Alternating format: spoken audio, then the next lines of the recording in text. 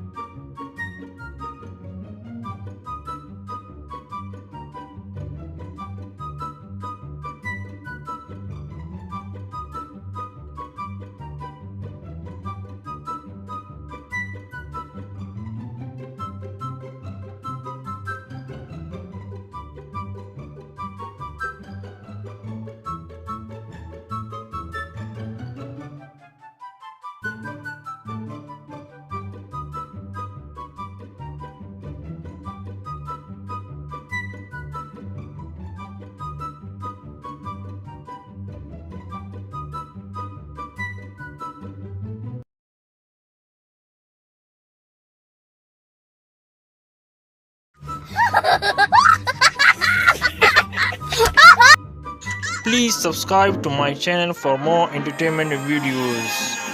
Thanks for watching.